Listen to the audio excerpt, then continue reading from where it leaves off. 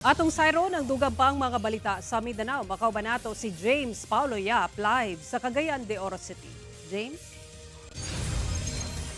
Salamat, Sara. Upat ka magkabanay nga namatay human at tabunan sa landslide atol sa pag-igo sa bagyong Basyang sa Cagayan de Oro City, gikatakdang dalhon sa Bukidnon.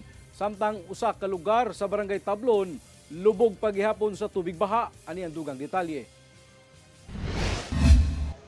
Nakahaya pa karon sa Cagayan de Oro CDRRMD Substation Multipurpose Hall ang upat ka mga pating lawas sa magbanay nga namatay human natabunan sa landslide sa ilang balay sa Barangay Agusan sa Cagayan de Oro City atol sa paghapak sa bagyong Basyang niadtong milabay semana. Sumala sa nahabiling mga kabanay niini nga ilang dalhon ang mga patayng lawas sa Don Carlos Bukidnon aron didto na ipahiluna. Naman akong mama ug mga igsoon dito, mapoy gusto nila sa akong mga igsoon nga dito pod.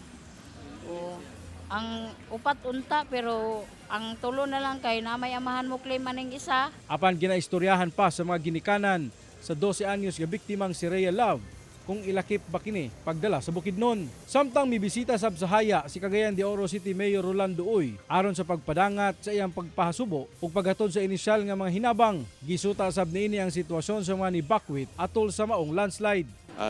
I-recommendar sa MGB nga no build zone na siya kay tungod kay prone man gyud sa baha.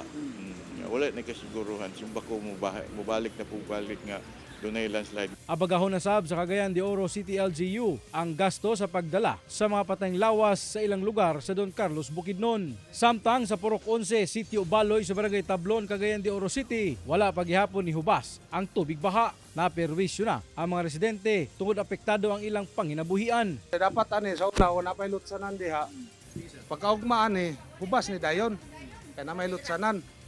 Karon kay sirado na diha ang tubig apundo ra diri. Tungod sa sitwasyon nga ilang ginasagubang karon, napugos ang mga residente paghimo og kakit gamit ang bani sa saging. Kini aron nga aduna sila magamit matag gusto sila nga mugawas nga dili mabasa.